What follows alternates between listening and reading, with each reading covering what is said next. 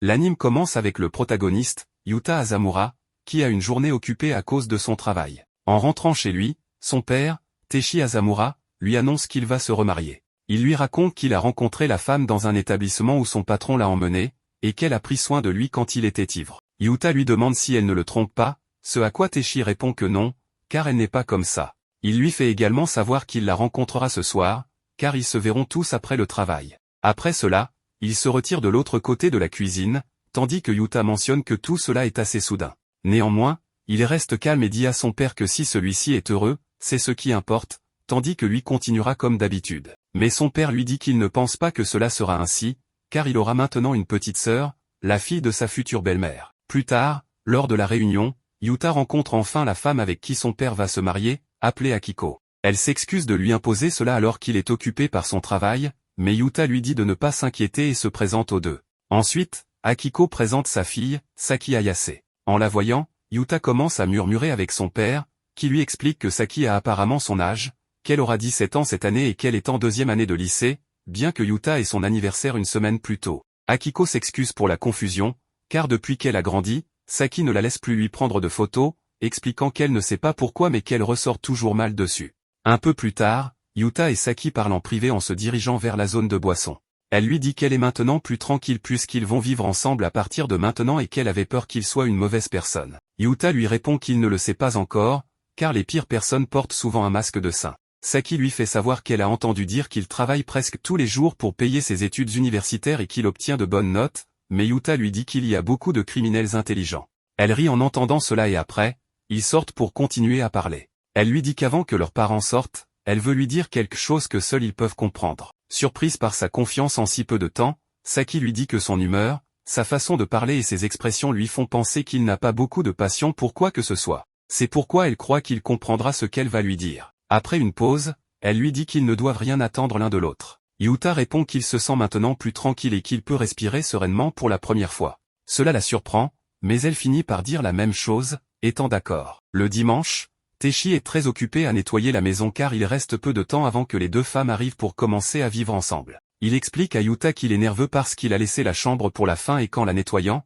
il devient hystérique. Si elle lui dit que ça pue, il sera déprimé. Quelques minutes plus tard, on sonne à la porte et Yuta accueille les femmes. Akiko dit qu'elle a acheté quelques affaires pour ne pas arriver les mains vides. Saki lui demande simplement de l'ignorer car sa mère ne sait pas dire non et a acheté tout ce qu'on lui recommandait. Cela parce qu'elle est les bras chargés de sacs en traversant le couloir. Les deux trouvent que ça sent bon et Akiko commente que c'est comme Teishi l'avait dit, qu'il adore la propreté. Ici, Yuta leur dit qu'on dit que pour avoir un esprit sain, il faut vivre dans un espace propre et leur devise est élimine jusqu'à la dernière poussière, bien que Saki trouve cette devise un peu agressive. Pendant ce temps, Teishi prend le courage de faire son entrée dramatique en leur souhaitant la bienvenue dans leur nouveau foyer, tout en utilisant un aérosol parfumé. Après quelques secondes de silence, les deux commencent à rire de cela, tandis que Yuta retient la honte qu'il ressent à ce moment.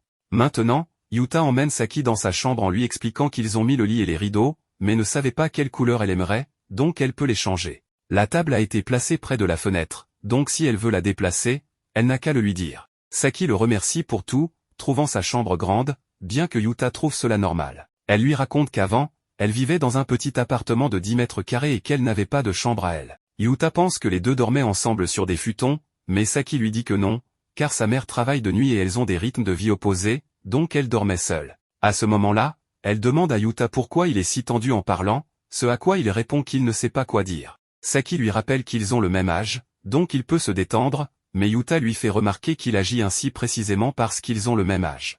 Elle lui demande alors s'il est tendu avec ses camarades ou ses amis, mais Yuta lui dit que ce n'est pas pareil. Après l'avoir écouté, Saki lui dit qu'elle ne veut pas le critiquer ni rien, mais s'il est inquiet pour elle, ce n'est pas nécessaire. Yuta lui dit que ce n'est pas le problème, décidant de lui demander directement ce qui lui semble être le mieux. Prenant un peu de courage, il lui demande si elle préfère qu'il la traite comme ses amis, ce à quoi elle répond que oui et que, pour être honnête, elle se sentirait plus à l'aise ainsi, car elle n'est pas son supérieur et ne mérite aucun respect particulier. Yuta accepte sa réponse et accepte de se détendre, bien qu'il lui fasse savoir qu'il ne pense pas pouvoir la traiter comme ses amis, mais qu'il essaie de clarifier les choses et que ce sera plus facile grâce à cela.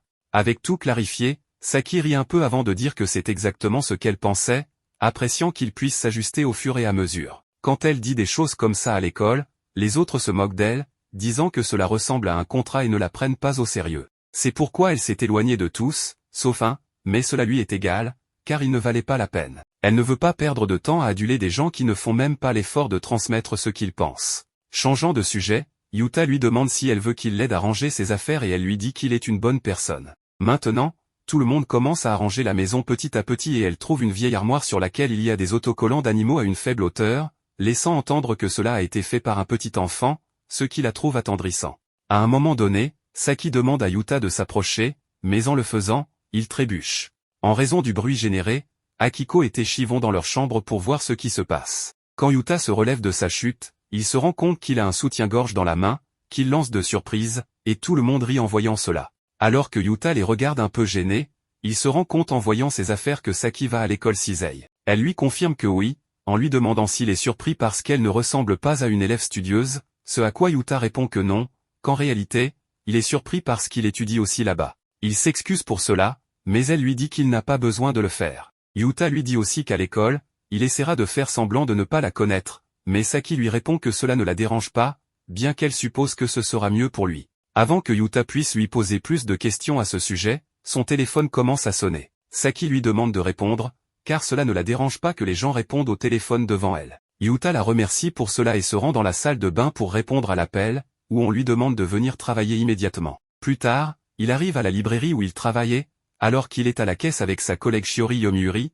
celle-ci lui dit qu'il sent beaucoup la fille. Elle lui demande s'il a une petite amie, mais Yuta lui demande de ne pas dire de bêtises, ne sachant pas s'il sent vraiment autant. Elle lui confirme que oui, et qu'il doit être très proche d'une fille pour sentir ainsi. En raison de ses commentaires constants, il tente de s'en aller, mais cela la fait le retenir et elle lui demande de ne pas partir. Ensuite, Shiori change de sujet en se rappelant qu'il a mentionné qu'il allait avoir une sœur, croyant qu'il l'a déjà vue et voulant savoir si elle est jolie. Yuta répond que oui, et cela ne fait que pousser Shiori à le taquiner un peu plus, lui demandant de profiter de sa jeunesse, convaincu que quelque chose pourrait se passer. Cela, parce qu'elle a toujours fréquenté des écoles pour filles. Yuta lui dit qu'il n'a pas le temps pour des pensées impures, estimant que c'est compliqué et qu'il ne sait même pas comment traiter une sœur. Shiori lui dit qu'il doit juste être lui-même, et c'est tout. Yuta réfléchit à ce conseil. À la tombée de la nuit, Yuta rentre à pied chez lui et, après avoir enlevé ses chaussures, marche en silence jusqu'à sa chambre. Mais il se rend compte que Saki est dans le salon, éveillé. La première chose qu'il fait est de lui dire qu'il est rentré, car ce sont les bonnes manières quand quelqu'un arrive à la maison.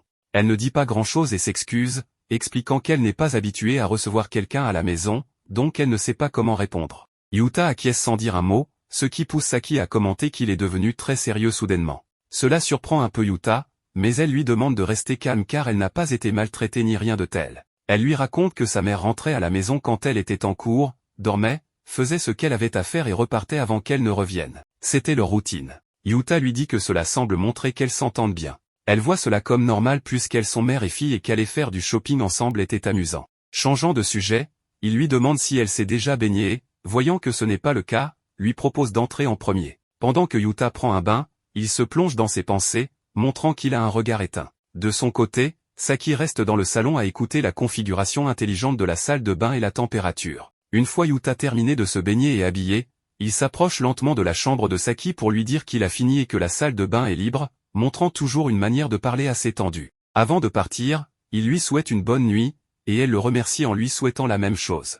Sans rien de plus à faire ou à dire, Yuta se retourne et s'en va, allumant les lumières de la salle de bain pour la laisser prête pour elle. Peu de temps après, Saki va prendre un bain et, après s'être habillée, se dirige vers sa chambre. Mais avant cela, elle se rend compte qu'elle a laissé la lumière de la salle de bain allumée. En essayant de l'éteindre, elle n'arrive qu'à allumer la lumière du couloir, confondant les boutons car c'est un panneau intelligent qu'elle ne connaît pas. Après plusieurs tentatives, elle finit par éteindre la lumière et va se coucher. Le lendemain matin, Yuta se réveille doucement grâce à son réveil. En sortant de sa chambre, il souhaite une bonne journée à Saki et lui demande si elle a bien dormi.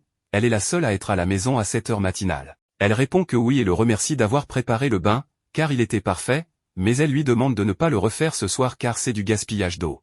Yuta accepte sans problème et se prépare pour aller en cours. À l'école, il voit Saki de loin, seul, et à ce moment, il s'approche de son ami Maru. Ce dernier lui dit de laisser tomber, sachant qu'il est mal vu de se mêler de la vie amoureuse des autres, mais il lui conseille de l'oublier, réalisant immédiatement qu'il regarde Saki. Yuta précise que ce n'est pas ça, et qu'il n'est pas à la hauteur d'une fille aussi jolie. Mais Maru lui dit que c'est le contraire, et qu'il dit cela parce que s'il sortait avec elle, il en sortirait perdant. Il y a certaines rumeurs qui circulent, disant qu'elle gagne de l'argent en se vendant elle-même. Cela surprend naturellement Yuta, car Maru ne croit habituellement pas à ce genre de rumeurs. Maru mentionne que le fait que Saki soit blonde, porte des piercings et est une expression renfrognée qui éloigne tout le monde, la fait ressembler à une délinquante qui ne s'intègre pas en classe.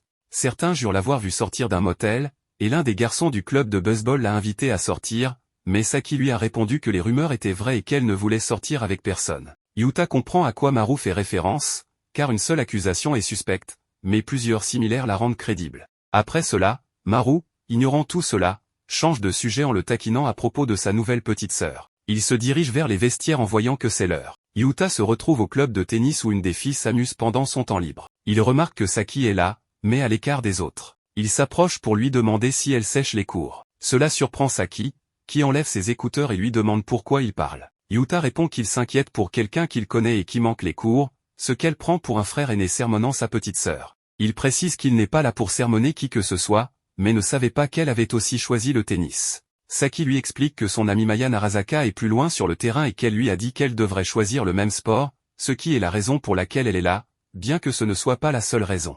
Elle lui demande pourquoi il a choisi le tennis, et il répond que ce n'est rien de spécial, mais elle lui dit de ne pas s'inquiéter, car son motif est plutôt pathétique. Yuta finit par lui dire qu'il a choisi le tennis parce qu'il n'y a pas de match en équipe, car il n'aime pas dépendre de quelqu'un ni que quelqu'un dépende de lui. Saki mentionne qu'il pense de manière similaire et qu'elle a choisi le tennis pour ne pas jouer à un sport d'équipe, essayant de garder ses distances avec tout le monde. Yuta devine que c'est parce qu'elle a du mal à s'intégrer dans sa classe, ce qui le surprend un peu, car il a toujours pensé que les filles à la mode comme elle étaient le centre de l'attention. Elle lui fait savoir que cela ne la dérange pas, et si les gens la laissent tranquille, elle a plus de temps pour elle-même. Plus tard, Yuta rentre chez lui et est accueillie par Akiko qui se prépare pour aller travailler. Elle lui explique qu'elle lui a préparé le dîner, et Yuta s'excuse pour les désagréments. Comprenant que traiter avec les clients peut être épuisant, Akiko lui précise que même si elle traite avec eux, en réalité, elle est barmaid, ce qui surprend Yuta, car il ne le savait pas. Voyant l'heure sur sa montre, elle lui dit qu'elle doit partir et qu'ils parleront des dîners à un autre moment, lui demandant de s'occuper de Saki pendant son absence. Akiko s'en va et Yuta continue d'étudier dans sa chambre. En entendant le bruit de la porte, il comprend que Saki est arrivé. Il lui souhaite la bienvenue et l'invite à entrer. En entrant, Saki remarque que Yuta étudie et lui allume la lumière pour qu'il ne se fatigue pas les yeux. Surprise, Saki commente qu'elle est impressionnée qu'il puisse étudier et travailler en même temps, et lui demande s'il connaît un travail à temps partiel bien payé, car elle a besoin d'argent mais ne veut pas perdre trop de temps. Elle cherche quelque chose qui lui rapporte environ 10 000 yens pour quelques heures de travail. Yuta lui répond qu'il ne pense pas qu'un travail normal paie autant. Après l'avoir entendu, Saki mentionne qu'elle devra continuer avec ses ventes, ce que Yuta interprète comme si elle parlait de se vendre elle-même. Discrètement, il lui conseille de mieux prendre soin de son corps. Saki lui dit qu'elle en prend déjà bien soin et que c'est justement pour cela qu'elle veut gagner beaucoup d'argent. Yuta lui demande alors si elle serait capable de dire cela devant sa mère, ce à quoi elle répond que bien sûr, et que sa mère serait même fière de voir à quel point elle a mûri. Ensuite, elle lui demande si ce n'est pas pareil pour lui, car cela a dû faire plaisir à son père la première fois qu'il a commencé. Yuta, encore plus confus, se rend compte qu'il y a eu un malentendu lorsque Saki lui rappelle qu'elle parlait d'un travail la veille. En comprenant son erreur, Yuta s'excuse sincèrement auprès d'elle. Saki lui demande de ne pas s'inquiéter, car elle comprend pourquoi il s'est trompé. Elle explique que cette tenue est son armure, qui l'aide à survivre dans la société, en ajoutant que la vie est une lutte constante, même si cela ne se voit pas. Ensuite, Saki lui demande s'il a vu sa mère aujourd'hui, voulant savoir s'il ne trouve pas qu'elle est jolie quand elle part travailler. Yuta admet qu'elle l'est. Saki lui raconte que sa mère n'a terminé que le lycée, et voyant que cela ne le préoccupe pas, elle pense qu'elle est une personne très sérieuse. Elle lui dit aussi que certaines personnes ont des idées très négatives, car une femme attirante avec peu d'éducation et qui travaille de nuit amène beaucoup à penser qu'elle est stupide et utilise son apparence comme une arme. Saki continue en disant qu'elle ne peut même pas imaginer la quantité de bêtises qu'elle a entendues sur sa mère. Yuta trouve cela stupide, et Saki est d'accord, trouvant injuste que les gens utilisent leur logique tordue pour accabler les autres. Elle explique que si une femme est intelligente mais pas attirante, elle est considérée comme une sainte nitouche, si elle est attirante mais pas intelligente, elle utilise son corps pour profiter des hommes. Si une femme est indépendante, elle est vue comme un parasite, mais si elle travaille dur, on dit qu'elle n'a pas un bon homme pour l'aider. Yuta comprend son point de vue, et Saki lui explique que c'est pour cela qu'elle utilise ses vêtements comme une armure, car elle doit être parfaite pour que son apparence soit remarquée avant ses compétences. Yuta lui demande si cela lui convient, car cela semble aussi très épuisant. Elle répond que même si c'est difficile, si elle prouve aux autres qu'ils ont tort, cela en vaudra la peine. En pensant à ces mots, Yuta se demande à qui Saki fait référence, ses souvenirs d'enfance étant assez flous. Saki lui demande alors s'il n'est pas comme elle, et il répond qu'il manque de volonté. Saki sait au fond que Yuta ne veut dépendre de personne ni que personne ne dépende de lui, et qu'il veut être libre des attentes des autres, raison pour laquelle il a besoin de devenir fort pour affronter la vie seule. Yuta devine que c'est pour cela qu'elle cherche un travail, pour être indépendante sans dépendre de personne. Saki lui donne raison et s'excuse. Après quelques minutes, Yuta lui dit que le repas était délicieux et qu'il va essayer de lui trouver un travail, peut-être que sa collègue en connaîtra un. Saki le remercie mais ne veut pas qu'il fasse tout pour elle. Pour résoudre ce problème, Yuta propose un marché, qu'elle lui prépare une soupe miso tous les jours. Saki lui demande si c'est une façon de lui déclarer son amour, mais Yuta clarifie que ce n'est pas cela. Il explique que c'est la première fois depuis des années qu'il mange une soupe miso non instantanée et qu'elle était très bonne. Il sait qu'Akiko est occupée avec son travail, donc il ne veut pas la déranger. Saki accepte de cuisiner pour lui et Yuta promet de l'aider à trouver un travail pour qu'elle soit indépendante. Le lendemain matin, Teishi réveille Yuta, encore surpris par Saki. En allant à la cuisine, il lui demande ce qu'elle fait, voyant qu'elle prépare le petit déjeuner. Saki lui rappelle le raccord de la veille. Yuta se souvient que c'était pour le dîner, mais Saki lui dit qu'elle a pensé préparer le petit déjeuner aussi. Sa politique personnelle est de donner plus que ce qu'elle reçoit. Teishi termine rapidement son petit déjeuner pour aller au travail et dit que la nourriture était délicieuse. En voyant Yuta manger, Saki lui demande s'il n'aime pas son repas. Yuta répond qu'il aime les œufs frits avec de la sauce soja, ce qui surprend Saki car elle les mange toujours avec du sel et du poivre chez elle. Elle décide de s'en souvenir pour la prochaine fois. Plus tard, Yuta est au travail, et sa collègue Shiori remarque qu'il lit un livre sur l'argent. Elle lui demande pourquoi, et il explique qu'il veut vivre seul après le lycée, donc il doit économiser. Avec une sœur de son âge à la maison, c'est un peu rempli. Shiori comprend qu'il veut vivre seul, mais pense que ce n'est pas uniquement à cause de sa sœur, même si cela pourrait être une raison. Elle trouve dommage de ne pas profiter de l'aide d'une sœur du même âge, car cela peut être utile. Elle lui dit qu'il n'y a rien de mal à dépendre des autres, même si certains préfèrent que les femmes soient indépendantes. Yuta pense que ce sont des préférences personnelles. Shiori est d'accord mais ajoute que l'argent est bien à avoir, mais qu'il n'est pas nécessaire d'en avoir beaucoup, et qu'il peut trouver quelqu'un pour prendre soin de lui. Elle explique que même les PDG millionnaires dépendent beaucoup des autres. Yuta trouve cela un peu louche. Shiori lui demande alors si ce serait étrange qu'une beauté comme elle ait quelques sugar daddy, se rapprochant de lui pour le mettre mal à l'aise.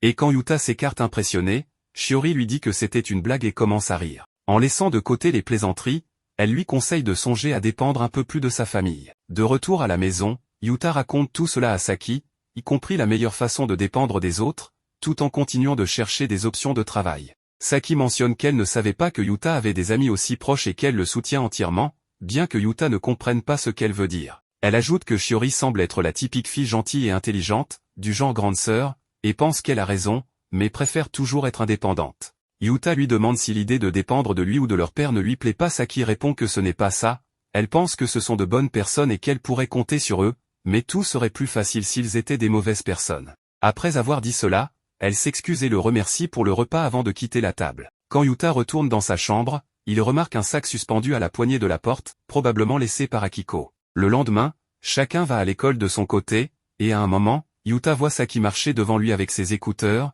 écoutant de la musique sans se rendre compte qu'une voiture est sur le point de la percuter. Yuta réagit immédiatement pour éviter une tragédie. Ensuite, on voit les deux au club de tennis, où ils semblent plus distants que d'habitude. On comprend que Yuta a fortement réprimandé Saki après l'avoir sauvé, ce qui l'a affecté. Malgré cette expérience désagréable, Yuta continue de s'inquiéter pour elle. Alors qu'il quitte le club sous la pluie, Yuta lui donne son parapluie en voyant qu'elle n'en a pas, arrivant chez lui complètement trempée. Après s'être douché et habillé, il descend dans le salon et voit Saki avec son amie Maya. Arrive le jeudi 11 juin, où Yuta se rappelle ce qui s'est passé la nuit précédente. Une fois que Maya l'a rencontré, Saki lui explique en privé qu'elle voulait voir sa nouvelle maison et s'excuse de ne pas l'avoir prévenue plus tôt. Comme elle n'a pas son numéro de portable, elle a essayé de l'appeler chez lui. De plus, elle a informé Maya qu'ils sont maintenant frères et sœurs, bien que Yuta précise que cela ne le dérange pas. Cependant, Saki explique qu'il semble que Maya les ait vus lorsqu'il parlait au club de tennis et aussi quand il lui a apporté un parapluie. Yuta s'excuse de ne pas avoir été assez prudent puisqu'ils étaient censés rester distants pour éviter que les autres découvrent qu'ils sont frères et sœurs. Saki n'y prête pas attention et lui demande simplement son numéro de téléphone. Une fois qu'il a fini de se rappeler ce qui s'est passé, Yuta entend depuis sa chambre une conversation entre Saki et sa mère. Elle mentionne que Teishi semble partir tard, donc ils pourront tous prendre le petit déjeuner ensemble. De plus, cela faisait longtemps qu'elle n'avait pas pris de petit déjeuner ensemble. Yuta et son père complimentent la délicieuse nourriture de Akiko. Saki leur dit qu'il s'agit d'une omelette avec du bouillon, préparée en ajoutant du bouillon d'achi blanc. Akiko mentionne à Yuta que Saki connaît la recette, donc elle pourrait la lui préparer un jour, bien que Saki précise qu'elle n'est pas très douée pour cela. Yuta fait savoir qu'il aime aussi les œufs au plat, alors Saki accepte de lui en cuisiner quand elle sera de bonne humeur. Une fois Teshi parti au travail, Yuta demande à Akiko s'il doit mettre ses vêtements avec ceux à laver de la semaine.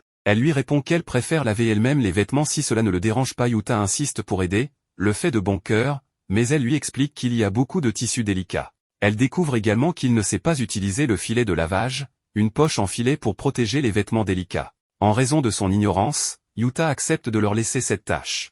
Ensuite, Akiko mentionne qu'elle va laver les sous-vêtements de Teshi et demande à Yuta s'il peut laver les siens. Il prend plusieurs secondes pour réagir, car c'est quelque chose de personnel. Peu après, Yuta se prépare à sortir avec son parapluie, mais Saki lui demande de l'attendre car elle veut l'accompagner. En chemin, elle s'excuse, pensant qu'il pourrait préférer les sous-vêtements féminins. Elle, qui a toujours rejeté les rôles de genre, a supposé qu'il ne sait pas laver les vêtements après avoir insinué certaines choses, comme le fait qu'il se travestirait. Yuta lui demande de se calmer pour clarifier qu'il ne fait rien de tout cela et qu'il n'utilise pas non plus de maquillage. Saki mentionne qu'il a des sourcils parfaits et, en apprenant qu'ils sont naturels, elle en est jalouse. Changeant de sujet, elle lui demande s'il ne trouve pas difficile qu'il n'y ait que deux catégories pour définir le sexe, et il est d'accord avec elle. Saki mentionne aussi qu'elle n'y a jamais vraiment pensé avant, même pas un instant. Yuta lui dit de ne pas s'inquiéter, car cela ne le dérange pas. Il commente aussi que parfois, on fait des choses par impulsion, suggérant qu'on est conditionné pour certaines choses et qu'on dit et fait des choses par instinct, sans y remédier.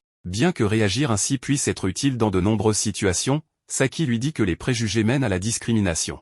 Yuta lui répond que c'est pourquoi il faut bien réfléchir aux choses. Il lui fait aussi savoir qu'il a réfléchi et corrigé ce qu'il a fait auparavant, et il ne pense pas qu'il doive s'inquiéter davantage. Il croit personnellement qu'il est capable d'apprendre de ses actions. Après quelques secondes de silence, Saki lui dit qu'elle le comprend parfaitement. Ensuite, ils vont en cours. Lorsque Yuta rentre chez lui, il se retrouve à regarder les sous-vêtements de Saki. Elle le surprend, et nerveux, il lui dit qu'il doit partir travailler et s'en va précipitamment. Mais quand il revient du travail, Saki a une conversation avec lui. Consciente qu'il était en train de regarder ses sous-vêtements, elle suppose qu'il a eu peur et s'est enfui parce qu'il croyait qu'elle penserait qu'il volerait quelque chose. Yuta admet que c'est vrai, même si elle est sa sœur cadette. Saki s'excuse auprès de lui car c'était injuste et lui offre une tasse de chocolat. Elle lui fait savoir qu'ils sont quittes et que regarder ses sous-vêtements était un acte impulsif, mais elle ne croit pas qu'il soit incapable d'apprendre de ses erreurs. En voulant le taquiner, elle lui demande si ses sous-vêtements étaient si tentants pour attirer son attention. Cependant, Yuta nie complètement. Finalement, il admet que l'idée de les voler lui a traversé l'esprit, mais il lui explique qu'il y a une différence entre y penser et le faire. Saki lui donne raison et s'excuse, puis elle change de sujet en lui disant qu'elle a fini de dîner et de se baigner. Cela nous amène au vendredi 12 juin, où sur le terrain de tennis, Maya s'approche de Yuta pour lui demander des nouvelles de Saki, qui semble déprimé depuis ce matin. Au fil de la journée, Yuta lui envoie un message pour lui demander si tout va bien, et elle répond que oui. Plus tard, ils dînent ensemble. Yuta lui dit qu'il n'a pas encore trouvé un emploi bien rémunéré. Bien qu'elle ne lui mette pas la pression, elle pense qu'à ce rythme, elle lui cuisinera indéfiniment. Elle lui dit que s'il a besoin d'aide pour quelque chose, il doit simplement le lui demander. Elle accepte cela sans rien dire de plus, puis elle prend un bain et se prépare dans sa chambre, mais elle ne se montre pas très expressive. De son côté, Yuta reste dans son lit, absorbé par la lecture d'un livre. À ce moment-là, Saki se dirige vers sa chambre et ouvre la porte sans qu'il ne le remarque, éteignant les lumières. Ensuite, dans l'obscurité, elle commence à enlever une partie de ses vêtements et marche lentement jusqu'à son lit. Elle monte sur le lit et se place devant lui. Avec douceur, elle étend la main vers la joue de Yuta et lui demande s'il est prêt à payer pour son corps, tout cela pendant qu'il reste sous le choc. À partir de là, des flashbacks du passé montrent les événements qui se sont produits depuis qu'ils ont emménagé avec Teshi et Yuta, nous permettant de connaître la perspective de Saki. En commençant par le dimanche 7 juin, elle se sent soulagée car dès qu'ils se sont présentés, elle a su que Yuta n'était pas une mauvaise personne. Il est même attentionné et capable de lui préparer un bain propre après l'avoir utilisé. Elle ne s'attendait pas non plus à ce qu'il soit si semblable à elle. Le lundi 8 juin, Yuta est venu lui parler à l'école, et elle découvre qu'il est beaucoup plus sensé qu'elle ne le pensait. Cela la contrarie un peu qu'il ait cru certaines rumeurs à son sujet, mais elle ne peut pas vraiment lui en vouloir car elle sait ce que les gens pensent d'elle. Cependant, elle se met en colère et voit bien que cela la contrarie aussi. Elle pense que c'est la première fois que quelqu'un la comprend aussi bien. Le mardi 9 juin, elle laisse une note disant que Yuta aime les œufs au plat avec de la sauce soja. Elle commence à cuisiner et Yuta cherche un emploi bien rémunéré, alors c'est le minimum qu'elle puisse faire pour lui. Il semblait très désolé de lui dire qu'il n'avait encore rien trouvé, mais elle ne s'attendait pas à ce que ce soit facile non plus. Elle pense également à la manière correcte de dépendre des autres, souhaitant que ce soit aussi simple. Le mercredi 10 juin, Elle se sent gênée que Yuta lui ait demandé ce qu'elle écoute avec ses écouteurs, car il s'agit de cours d'anglais. Elle n'aurait jamais pensé qu'il lui poserait la question, et elle ne veut pas qu'il voie combien elle se donne du mal, car elle trouve que cela donne une mauvaise image d'elle. Par ailleurs, Maya est venue la visiter dans sa nouvelle maison. Ils ont tous les trois joué ensemble et se sont beaucoup amusés. Cela faisait longtemps qu'elle n'avait pas autant ri. Ils ont échangé leur numéro de téléphone, et Yuta utilise un paysage comme photo de profil, ce qui ne la surprend pas. Le mercredi 11 juin, Yuta lui a dit qu'il ne ferait jamais cela, que vouloir faire quelque chose et le faire sont deux choses différentes. Saki pense la même chose que lui et se rendit compte que chaque fois que Yuta partage ses pensées, elle est entièrement d'accord avec lui. C'est peut-être pour cela qu'il lui semble si attirant, en montrant divers moments qu'ils ont passés ensemble, moments que Saki garde en mémoire. Elle pense également que Yuta est dangereux car il la comprend trop bien. Cela nous ramène à l'actualité, où nous voyons Yuta dire à Saki qu'en ce moment même, elle se comporte comme le genre de fille qu'il déteste. Selon lui, elle profite de la situation, chose qu'elle ne voulait pas au départ. Il lui dit que si elle ne peut pas contredire les gens qui pensent cela des femmes, il ne comprend pas l'utilité de tout cela. Une fois qu'il la couvre d'un vêtement, Saki essaie de lui expliquer ses motivations, mais Yuta la réprimande en disant que ce qui est important, ce n'est pas lui, mais elle. En entendant cela, Saki baisse les yeux et, après quelques secondes, lui confie ses sentiments. Elle lui raconte ensuite qu'elle pense que son père était une très bonne personne, mais quand son entreprise a fait faillite, il est devenu méfiant. Sa mère a commencé à travailler 2 fois plus pour subvenir à leurs besoins, mais cela ne semblait pas lui plaire. Il lui disait qu'elle n'était qu'une travailleuse sexuelle qui attirait les clients avec ses charmes et d'autres remarques dégradantes. Elle comprend qu'il traversait une période difficile, mais cela ne justifie pas qu'il se soit défoulé sur sa mère. Réfléchissant bien aux choses, Yuta lui dit qu'il est d'accord et lui avoue que quelque chose de similaire leur est arrivé lorsque leur mère a trompé leur père. Pendant un certain temps, il a cessé de faire confiance aux femmes. Saki est surprise d'entendre cela, car elle se réfère à son père, Teishi, qui est généralement très joyeux. En le regardant attentivement, elle suppose qu'il ne fait plus confiance aux femmes. Yuta acquiesce en silence. Saki mentionne alors qu'ils ont beaucoup en commun, même les parties brisées. Yuta est d'accord, mais même un peu brisé, ils croient qu'ils pourront bien s'en sortir en tant que frères et sœurs. Saki reste silencieuse après l'avoir entendu, encore perturbée par ce qu'elle vient de faire. Pour lui remonter le moral, Yuta lui dit qu'elle peut l'appeler grand frère si elle le souhaite. La façon dont il le dit fait rire Saki, changeant ainsi son expression pour quelque chose de plus joyeux. Elle se lève, le remercie et, avant de partir, lui demande de faire en sorte que cela fonctionne bien. Cependant, elle l'appelle Azamura, comme elle le fait habituellement, ignorant la suggestion de l'appeler grand frère. Enfin, nous arrivons au samedi 13 juin. Yuta et Saki ont dîné seuls, ayant réussi à convaincre leurs parents de sortir pour la journée. C'était l'idée de Yuta. Saki pense qu'il est très attentionné envers tout le monde, et pour cette raison, elle ne devrait pas l'appeler grand frère. Ils prennent un autre petit déjeuner ensemble, et encore une fois, Yuta s'accorde avec elle sur la nourriture. Saki pense que dès qu'elle l'appellera grand frère, elle finira par dépendre de lui pour tout, et elle ne peut pas se le permettre. C'est pourquoi elle s'excuse auprès de lui, mais quand elle l'appelle Yuta, elle ressent quelque chose d'indescriptible. Ce n'est pas la même chose que quand elle l'appelle frère. Elle n'a jamais ressenti cela auparavant et ne sait même pas comment le nommer. Elle se rend compte qu'elle a commencé à ressentir quelque chose pour Azamura, admettant que cela lui embrouille l'esprit. Dernièrement, elle a du mal à dormir, même si elle avait dit qu'elle voulait être indépendante, ce qui lui fait pitié d'elle-même, car elle ne comprend pas ce qui lui arrive. Maintenant, elle doit affronter ces nouvelles émotions qui émergent, malgré le fait qu'ils aient convenu que cela fonctionnerait comme frère et sœur.